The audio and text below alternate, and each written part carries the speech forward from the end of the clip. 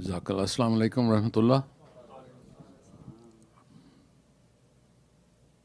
Waqfe Arzi is the subject that I was asked to talk about, and also building the hospital in various places, particularly in Ghana, Accra, Ghana, which has been a lifetime process for me.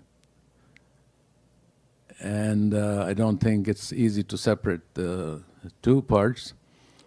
So in Holy Quran, Allah Ta'ala subhanallah stated, Ya ayyuhallazina amanu anfiqu mimma razaqnakum anfiqu mimma razaqnakum ayati ayyamul la bay'un fihi khullatun wa la shifa wa kafirina min az-zalimin.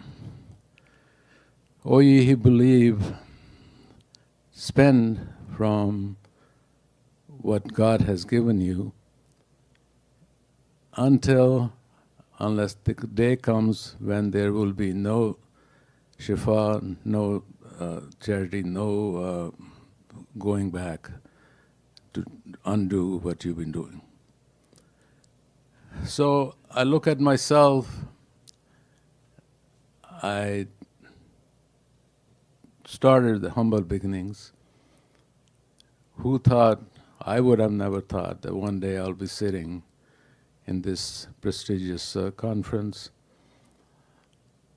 and be speaking with this honorable audience.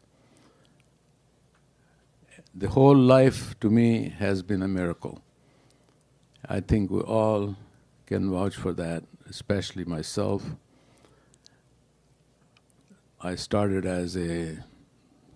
was born in model town Lahore and went through government college in Ishtar, ended up in United States after 2 years of Army Medical Corps.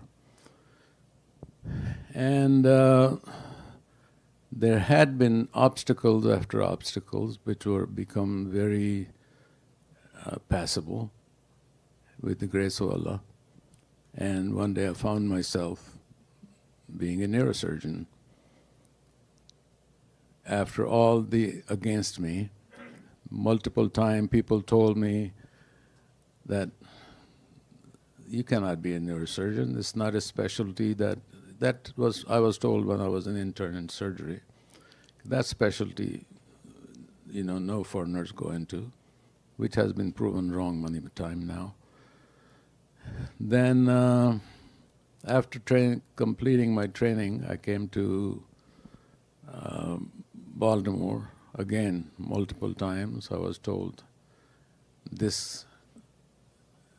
you cannot survive in this environment. I was at the Sinai Hospital. I was told, you're a foreigner, you are not white, you are not Jew, so go find some small place where you can perhaps make a living. I stayed steadfast. I said, this is not something that I'm going to be dissuaded by. It turns out that I was given I did a long training. I was like 9.5 years in training for various surgical places, mostly, of course, in neurosurgery. So one day, one of the rehabilitation doctor called me laughingly that I have a patient, and Johns Hopkins and University of Maryland, they both refused to take care of him. Will you want to see him? I could hear humor in his voice that see what this, I was maybe 33, something like that at that time. So what this young fool is going to do it, and then they'll take care of it, end of it. Anyhow, it was a very, very difficult case. I did it. She was a secretary of mayor of Baltimore. And she got better. Then a few other cases like that. And God showed His mercy, and they all improved.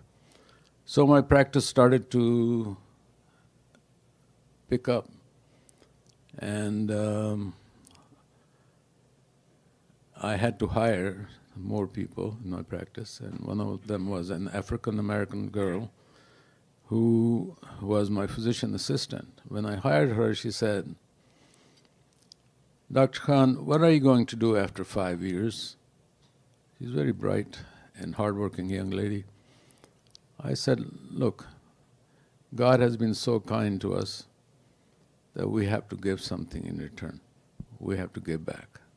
So maybe we'll go to some places where people are not as fortunate as in the United States, and we will give back." I thought about going back to Pakistan, but you all know why I couldn't go back to Pakistan. I almost had a place in my mind, Chakri, next to Rawalpindi, where I wanted to build a hospital, but it just turned out after doing survey that that was not a good idea. So one day, after 5 years, we were doing surgeries. That Terry Bloom is the name of that young lady. She asked me, we were doing surgery. So, "Dr. Khan, when are we going back to doing, serving these poor countries like Africa?" I said, I was so tired of doing surgery day in and day out. I said, "We're going to go next month." She said, "Next month, are you serious?"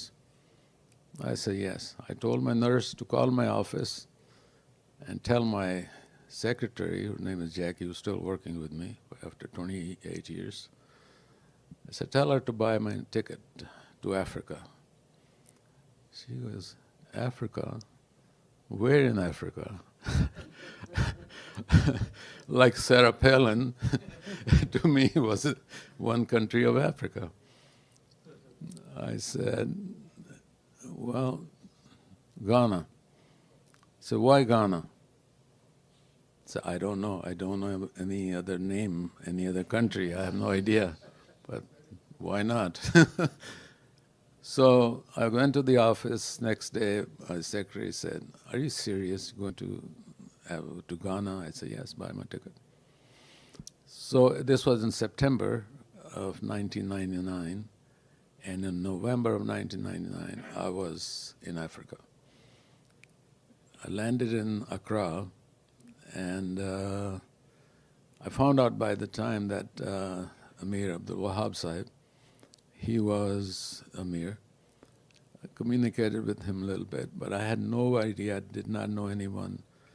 And people even thought maybe I have some secret relationship in Africa, so that's why I want to go there. But it wasn't so.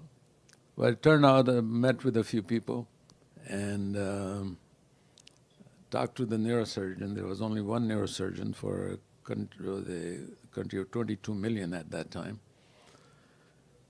And I asked him, his name was Dr. I said, "Doctor, do you want me to come back?" He said, "Yes, I'm the only neurosurgeon, and I cannot do much, so please come." So in August of 2000, I was there. I came back, I announced that, see, I knew that I shouldn't be talking about this. I don't have time to even talk about Khutbah Khalq, but anyhow, the story is, in August of 2000, I was in Accra. I had announced in my hospital that we are going to Africa, and there are so many people who wanted to go, and I signed up 14 people, and we did solid 2 weeks of surgeries, and the cases that had been sitting and waiting, large tumors, hydrocephalus, you name it, every thing. So this was my way of thanking God for providing us, giving us the skill and the ability to return the favors that He had bestowed upon me. And then this process continued. Waqfe Arzi, I think, is a term that suits for busy people that, okay, I will do that, and then there will be end to it. You're not doing fully, but in fact, I think the entire life that we have, it should be Waqfe Arzi. I tell my children 3W principle. That's wherever, whenever, and wherever you can do to do something good, you should do it. And now I can expound how to build a hospital. It ended up that we, after doing a lot of these things, every time I'll go back, what I had started was undone, so I decided to build a hospital. But you know, building a hospital is not a joke. It's expensive, it's time-consuming, it needs a lot of commitment of time, money, and emotional stress, etc., etc. But as long as you have Allah for your guide and His mercy, and then there is a book, I'll just make the last quote. There is a book called The Alchemist. It's written by a Spanish author. What's the name of that author? Pablo Silo. Okay, whatever, Kylo or Silo. It's I was reading that book. It's a very inspirational book, and of course, it's fiction. But he says in one sentence that when you want to do something good, the whole universe lines up to support you and to make you successful. You just have to have faith. That touched me, and it still touches me. I think I've seen so many miracles, so many positive things, so many people coming to help that it's you could not have planned it, and it is so beautiful to see and so heartwarming and so satisfying to do Waqfe Arzi. Jazakallah.